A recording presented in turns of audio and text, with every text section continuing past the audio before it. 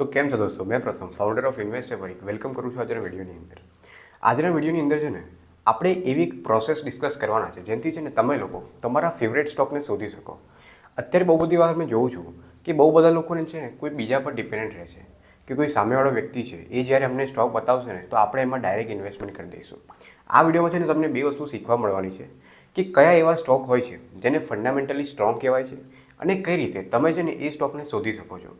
આજે છે ને હું તમને સ્ટેપ બાય સ્ટેપ પ્રોસેસ બતાવીશ જેનાથી તમે છે ને સારા સ્ટોકને શોધી શકો અને તમારી જાતે એમાં છે ને ઇન્વેસ્ટમેન્ટ કરી શકો. તો હવે આપણે સ્ટેપ બાય સ્ટેપ ડિસ્કસ કરીએ કઈ રીતે આપણે ફંડામેન્ટલી સ્ટ્રોંગ સ્ટોકને શોધી શકીએ છીએ.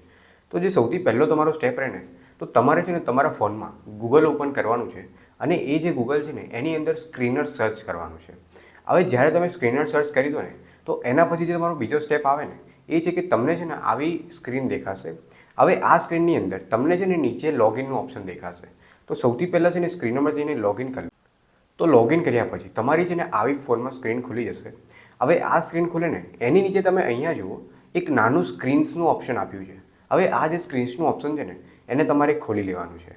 હવે જે તમારો ચોથો સ્ટેપ આવે ને એની અંદર છે ને તમારે આવી સ્ક્રીન દેખાશે. હવે આ જે તમને સ્ક્રીન દેખાય ને તો અહીંયા તમે કોર્નર પર જુઓ top side create new સ્ક્રીનનું option છે. એ જે ઓપ્શન છે ને એની પર એકવાર ક્લિક કરતો. હવે જે તમારો પાંચમો સ્ટેપ આવે ને એ છે કે અહીંયા છે ને આપણાને ખાલી સ્પેસ દેખાતી હશે. આ જે સ્પેસ છે ને એની અંદર આપણે ટાઈપિંગ કરવાનું છે કે ભાઈ આપણાને કેવો સ્ટોક જોઈએ છે. તો મેં કઈ રીતે ટાઈપિંગ કરું છું અને મેં કેવા સ્ટોકને સર્ચ કરું છું ને એ હું તમને એક એક્ઝામ્પલ રીતે બતાવીશ. તો જો મારે છે ને એવા સ્ટોક જોઈએ છે જેમની જે માર્કેટ કેપ હોય ને એ 5,000 કરોડથી વધારે હોય. હવે આ માર્કેટ કેપનો મતલબ શું કે મારે છે ને બહુ લાર્જ કેપ કંપનીમાં બી ઇન્વેસ્ટ નહીં કરવું, કેમ કે હું એમાં ઇન્વેસ્ટ કરીશ ને તો મારું જે રિટર્ન છે ને એ મને થોડું ઓછું મળશે. અને મારે છે ને સ્મોલ કેપ કંપનીમાં બી ઇન્વેસ્ટ નહીં કરવું. અગર હું એમાં ઇન્વેસ્ટ કરીશ ને તો મારું છે ને રિસ્ક વધી જશે. એટલે મેં છે ને વચ્ચેનો રસ્તો શોધું છું. તો મારું જે માર્કેટ કેપ મારે રાખવું છે ને એ 5,000 કરોડથી ઉપરની કંપનીનું રાખવું છે. તો અહીંયા હું એકવાર ટાઈપ કરી દઉં કે મારું જે માર્કેટ કેપ છે એ 5,000 કરોડથી ઉપરનું હોય. હવે જે બીજો રેશિયો મારે સર્ચ કરવો છે ને એ છે કે આ જે કંપની હોવી જોઈએ ને એ છે ને એનું રિટર્ન પ્રોફિટ ગ્રોથ એ 15%થી વધારે હોવું જોઈએ. હવે પ્રોફિટ ગ્રોથનો મતલબ શું હોય કે ગયા વર્ષે કંપનીએ જે પ્રોફિટ ગ્રોથ કરી હતી ને એના કરતાં 15% વધારે એની અત્યારે છે ને પ્રોફિટ ગ્રોથ હોવી જોઈએ. એવી જ રીતે છે ને હું જે સેલ્સ ગ્રોથ છે ને એ પણ મેં 15% જ રાખું છું. એનો મતલબ છે કે કંપનીની જે સેલ્સ છે ને એ પણ 15%થી વધી હોવી જોઈએ. હવે આ સ્ક્રીન સર્ચ કર્યા પછી અહીંયા છે ને તમને નીચે એક રન ધીસ ક્વારીનું ઓપ્શન આવશે. ત્યાં છે ને તમારે ક્લિક કરી દેવાનું છે. હવે જ્યારે આપણે એની પર ક્લિક કરશું ને તો અહીંયા છે ને આપણાને 251 સ્ટોકની આખી લિસ્ટ આવી ગઈ. હવે તમે જુઓ માર્કેટની અંદર છે ને 5,000થી વધારે કંપનીઓ લિસ્ટેડ છે. બટ અહીંયા છે ને આપણે આ જ્યારે સ્ક્રીન વાપરીને તો એ 5,000 કંપનીઓમાંથી જે 250 કંપનીઓ હતી ને એ આપણી માટે ફિલ્ટર થઈ ગઈ. તો આ જે સ્ક્રીન છે એનો તમે આવી રીતે યુઝ કરી શકો છો. પણ હવે તમે વિચારો કે ભાઈ આ જે 250 સ્ટોક્સ છે એની ઉપર તો આપણે રિસર્ચ કરવામાં કેટલો ટાઈમ લાગી જશે. તો હવે આપણે શું કરવું પડશે? હવે આપણે જે પહેલાં 3 રેશિયો યુઝ કર્યા હતા ને એમાં થોડા બીજા 2 રેશિયો આપણે ઉમેરી દઈએ. તો હવે આપણે છે ને બીજા 2 રેશિયો ઉમેરીએ. હવે જે સૌથી પહેલો રેશિયો છે ને એ છે OPM. OPMનો મતલબ હોય કે ઓપરેટિંગ પ્રોફિટ માર્જિન. કંપની જે સેલ્સ કરે છે એ સેલ્સમાંથી કંપની કેટલું પ્રોફિટ જનરેટ કરે છે એનું જે પર્સન્ટેજમાં રિટર્ન આવે ને એને OPM કહેવાય. તો આ જે OPM છે ને એ મારે 15%થી વધારે જોઈએ છે. હવે આપણે OPM સર્ચ કર્યું. હવે જે આપણે બીજો રેશિયો લગાવવા જઈએ છીએ ને એ છે ડેટ ટુ ઇક્વિટી રેશિયો. હવે આ જે રેશિયો છે ને એ મારે 1 કરતાં ઓછો જોઈએ. હવે ડેટ ટુ ઇક્વિટીનો મતલબ શું હોય કે કંપની ઉપર જે કર્જો છે ને એ છે ને એની ઇક્વિટી કરતાં ઓછો છે. અગર આપણે 1થી ઓછો રેશિયો જોઈએ ને અગર એનો ડેટ ટુ ઇક્વિટી રેશિયો 1 છે ને એનો મતલબ શું હોય કે કંપનીનો જે ઇક્વિટી છે અને એનું જે ડેટ છે ને એ બંને સરખું છે. અને અગર કોઈ પણ સ્ટોકનો જે ડેટ ટુ ઇક્વિટી રેશિયો છે એ 1 કરતાં વધારે હોય ને એનો મતલબ છે કે જે કંપનીની ઇક્વિટી છે ને જે કંપનીએ IPOમાંથી ઉઠાઈ છે પબ્લિક પાસેથી એના કરતાં જે કંપનીનો કર્જો છે ને એ વધારે છે. તો આ જે રેશિયો છે ને એ આપણે હંમેશા સર્ચ કરવાનો કે આ જે રેશિયો છે એ 1 કરતાં ઓછો હોવો જોઈએ. તો હવે આપણે બીજા 2 રેશિયો લગાવી દીધા. હવે આ જે નીચે રન ધીસ ક્વારીનું ઓપ્શન છે ને એની ઉપર આપણે એકવાર ક્લિક કરી લઈએ.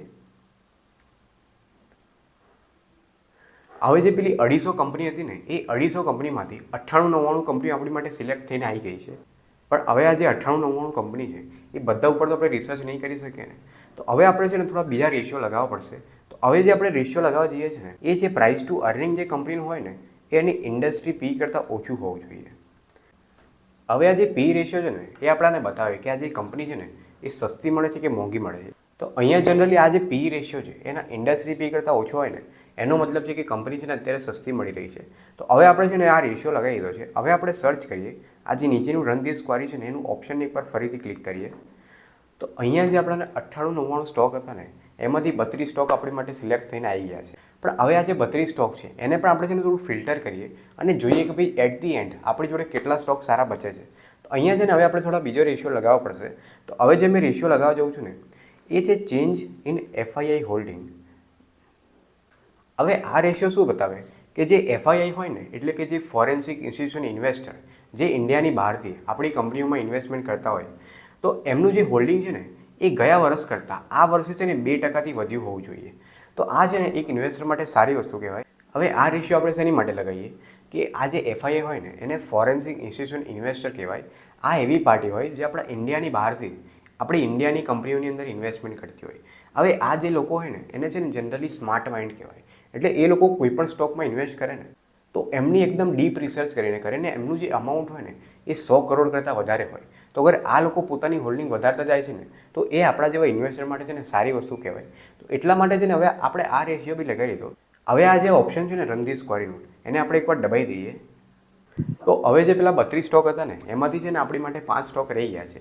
હવે આ જે 5 સ્ટોક છે ને એમાં તમારે ઇન્વેસ્ટમેન્ટ નહીં કરવાનું, કારણ કે આ છે ને આપણે ખાલી ફંડામેન્ટલ એનાલિસિસ ચેક કર્યું છે, ખાલી જેનું રેશિયો હોય ને એ ચેક કર્યું છે. હજુ તો આપણે ટેકનિકલ એનાલિસિસ જોવાનું હોય, કંપનીની રિપોર્ટ વાંચવાની હોય, થોડું સેક્ટર એનાલિસિસ કરવાનું હોય. આ બધી વસ્તુ આપણે છે ને કરીએ ને એના જ પછી કોઈ સ્ટોકમાં ઇન્વેસ્ટમેન્ટ કરવાનું હોય. આજના વિડીયોનો જે મારો મોટિવ હતો ને એ ખાલી એટલો હતો કે આપણે છે ને કઈ રીતે એક કંપનીને શોધી શકીએ જેની ઉપર છે ને આપણે વધારે ડીપમાં રિસર્ચ કરી શકીએ. તો આ જે પ્રોસેસ છે ને એ તમે યુઝ કરી શકો છો તમારી માટે છે ને ફેવરેટ સ્ટોક શોધવા માટે.